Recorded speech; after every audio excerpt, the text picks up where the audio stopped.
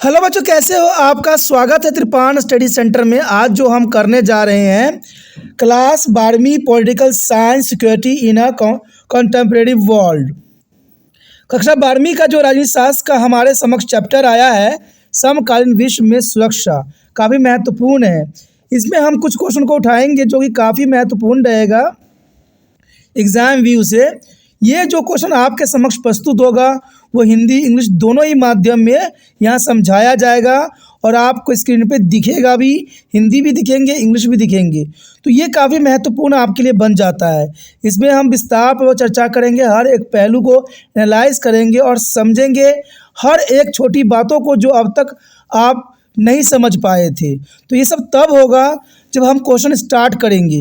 लेकिन question start करने से पहले एक बात जो मैं हमेशा कहता हूँ, जिसको आपको सोचना भी चाहिए, विचार भी करना चाहिए और इवन अमल भी करना चाहिए, वो ये है कि जब भी वीडियो देखिए पूरा देखिए, क्योंकि अधूरा जानकारी सदैव खतरनाक होता है। साथ में एक इंपॉर्टेंट बात ये भी रहता है, अगर आप पहली बार वीडियो देख रहे हो तो लाइक शेयर सब्सक्राइब करना मत भूलना, क्योंकि दोस्तों लाइक कीजिएगा तो बनाने वाले का मनोबल बढ़ता है, सब्सक्राइब कीजिएगा तो इससे ये होता है कि जब भी मैं कोई वीडियो डालूंगा उसका नोटिफिकेशन आपको समय रहते मिल जाएगा। और देखिए शेयर का मतलब ये होता है कि आपके थ्रू ना जाने किन बच्चों को हेल्प मिल जाए, ये आप भी नहीं जानोगे, इसलिए जो है आप शेयर जरूर करो, ठीक है। व्हाट्सएप स्टेटस पे भी लगाओ। दोस्तों एनएसएस सेंटर जो कई मानने में बहुत से बच्चों के लिए हेल्पफुल है, चाहे वो 8th क्लास हो, 9th 10th 11th 12th हो, चाहे वो NIOS बोर्ड के बच्चे हों, ठीक है, चाहे BA MA के बच्चे हो, सभी क्लासों के लिए कुछ ना कुछ जो है त्रिपान एनएसएस सेंटर में उपलब्ध है। तो इसलिए आपके लिए ज़रूरी है कि आप सब्सक्राइब करके इसको चैनल को जो है सेव कर लो, नहीं तो बाद में अगर रिसर्च करोगे तो शायद आपको ये चैनल प्राप्त ना हो।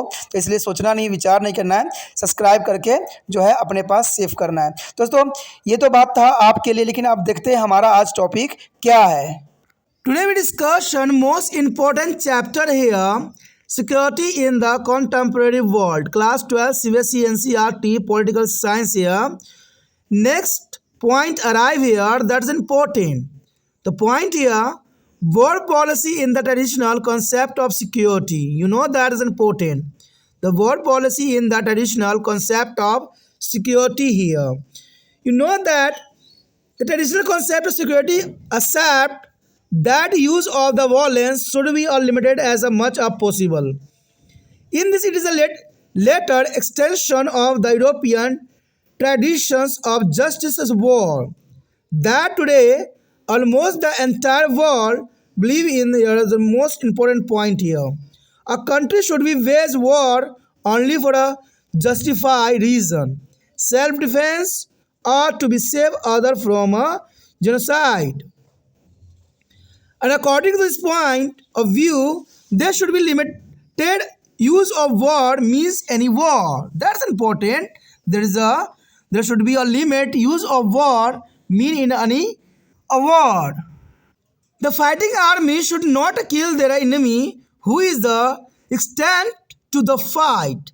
The unarmed person or the enemy who has surrounded here. The army should use only as a much force as necessary for a self-defense, and it should be resort to violence only to the limited extent. That's important here. The army should be used only as a much force as is the necessary for the self-defense, and it should be a resort to the violence only to the limited extent here. The traditional concept of security does not be denied. There is a possibility of the cooperation between two countries in the sum from other country. That's important here. You know that is important. And the most important among these are the disagreement, army control as restrictions of trust. That's important. The traditional concept of security does not be denied the possibility of a cooperation between two country in a some from or the other. That's important. हम जो यहाँ पर कर रहे हैं काफ़ी महत्वपूर्ण chapter है समकालीन विश्व में सुरक्षा, क्लास 12वीं CBSE NCERT के अंतर्गत यहाँ पर राजनीति विज्ञान के जो हमारा अगला टॉपिक आया है वो काफ़ी महत्वपूर्ण है और ये पॉइंट साफ बताता है कि सुरक्षा की परंपरागत धारणा में युद्ध नीति। देखिए ये काफ़ी महत्वपूर्ण पॉइंट बनता है कि सुरक्षा की परंपरागत धारणा में युद्ध की क्या नीति है। देखा जाए तो सुरक्षा की परंपरा धारणा में स्वीकार किया जाता है कि हिंसा का इस्तेमाल यथासंभव सीमित होना चाहिए, क्योंकि देखा जाए सुरक्षा तो यही बात पे निर्धारित करती है कि जो हिंसा का जो इस्तेमाल है यथासंभव कम होना चाहिए, होना ही नहीं चाहिए। इसमें न्याय युद्ध की यूरोपीय परंपरा का ही यह परिवर्तित विस्तार है कि आज लगभग पूरा विश्व मानता है कि हमें जो है हिंसा का जो है कभी भी इस्तेमाल नहीं करना चाहिए, क्योंकि हिंसा से सिर्फ मानवता का ही नुकसान होता है। और यही बात यहाँ कुछ पॉइंट भी बता रहे हैं, और ये पॉइंट बताते हैं कि किसी देश के युद्ध उचित कारणों यानी आत्मरक्षा अथवा दूसरे को जनसंहार से बचाने के लिए ही करना चाहिए। देखिए, युद्ध जो होता है आज के समय में बेमतलब की जाती है। आज छोटे छोटे बातों पर लड़ते रहते हैं जिनका कोई यथार्थ अर्थ नहीं होता है। देखा जाए तो युद्ध तब लड़ना चाहिए जब कोई उचित कारण हो, किसी आत्मरक्षा की बात कही जाए और दूसरों को जनसंहार से बचाने के लिए युद्ध में कूदना चाहिए।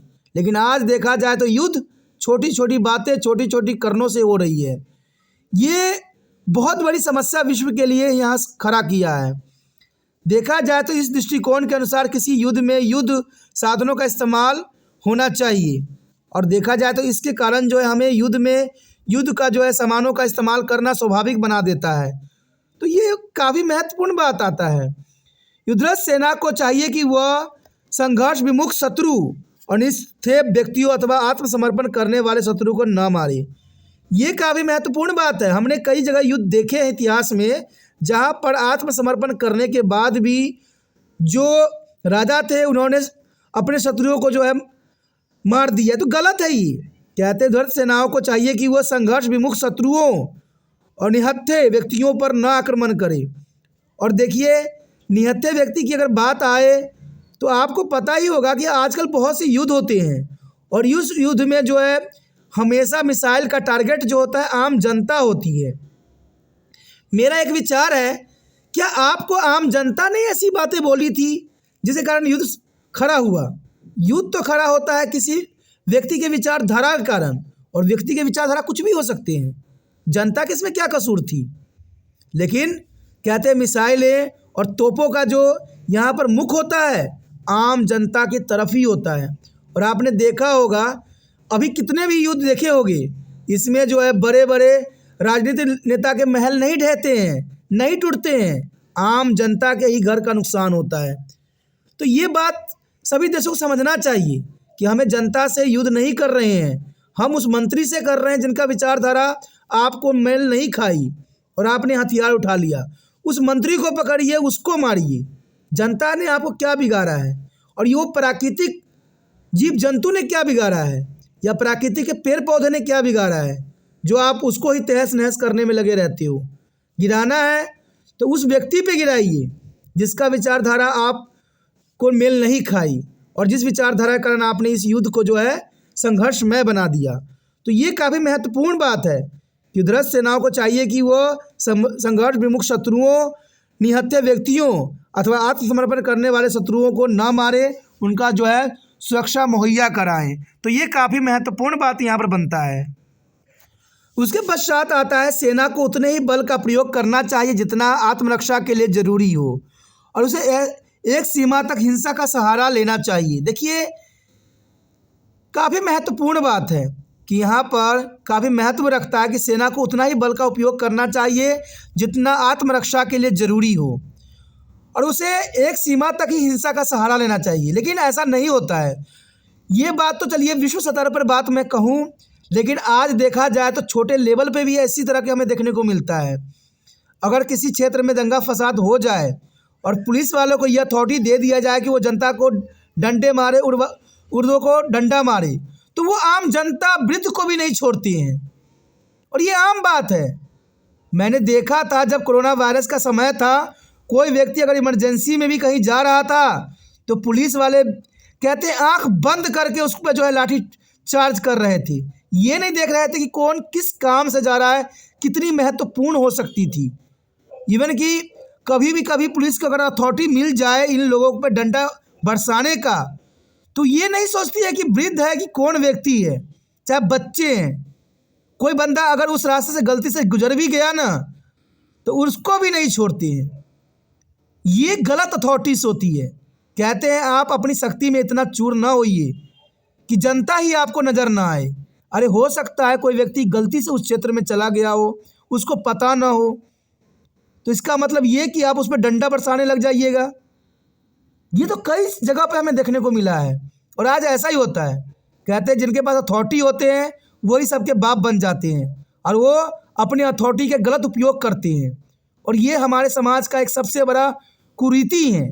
लेकिन यहाँ चाहिए कि सेना को अपने बल को उतना ही प्रयोग करना चाहिए जितना आत्मरक्षा के लिए ज़रूरी हो, और उसे एक सीमा तक हिंसा का सहारा लेना चाहिए। ये नहीं कि इतना हिंसा करो कि लोग ही आपसे डरने लग जाएं। कहते हैं लोग के लिए आप बने हो और आप ही लोग को डरा रहे हो, तो कैसे जीवन जिया जा सकता है? संभव नहीं है।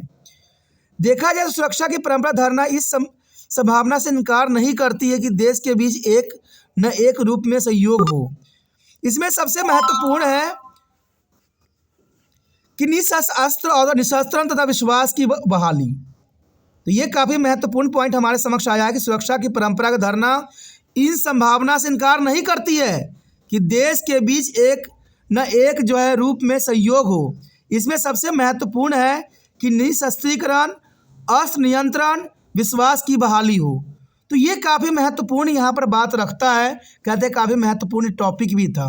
अगर आपको समझ में आया, अच्छा लगा और चाहते हो कि और भी वीडियो आपको इसी प्रकार प्राप्त होता रहे, तो जानना सी बात है आपको दोस्तों त्रिपान स्टडी सेंटर की मदद करने की आवश्यकता है। क्योंकि जितना त्रिपान स्टडी सेंटर आगे बढ़ेगा, जितना आप दूसरे बच्चों को शेयर कीजिएगा, जितने बच्चे देखेंगे उतना ही आपके लिए और वीडियो प्राप्त होगा। तो सोचिए नहीं, विचार ना कीजिए, जो है इसको शेयर कीजिए। और शेयर करने के लिए कुछ नहीं करना है, यूट्यूब से लिंक को कॉपी करना है, व्हाट्सएप स्टेटस पर लगा देना है। पहली बार मेरे चैनल पे आए हो, पहली बार वीडियो देख रहे हो, समझ में आ रहा है, अच्छा लग रहा है और चाहते हो कि और भी वीडियो आपको इसी प्रकार प्राप्त होता रहे, तो जानना सी बात है दोस्तों, चलो सब्सक्राइब कर लीजिए। सब्सक्राइब कीजिएगा, तभी जो है आने वाला समय में और भी वीडियो का आपको नोटिफिकेशन मिलेगा। क्योंकि नोटिफिकेशन नहीं मिलेगा तो शायद उस वीडियो से आप अनभिज्ञ रह जाइएगा। इसलिए अच्छा है कि सब्सक्राइब कर लीजिए। सब्सक्राइब कीजिएगा तो यहाँ 8 से लेकर MA तक बच्चों के लिए बहुत कुछ है, ठीक है, और ये प्लेलिस्ट में आपको मिल जाएगा। इसलिए सोचिए नहीं, विचार न कीजिए, अभी त्रिपान स्टडी सेंटर को सब्सक्राइब करके अपने मोबाइल में सेव कीजिए।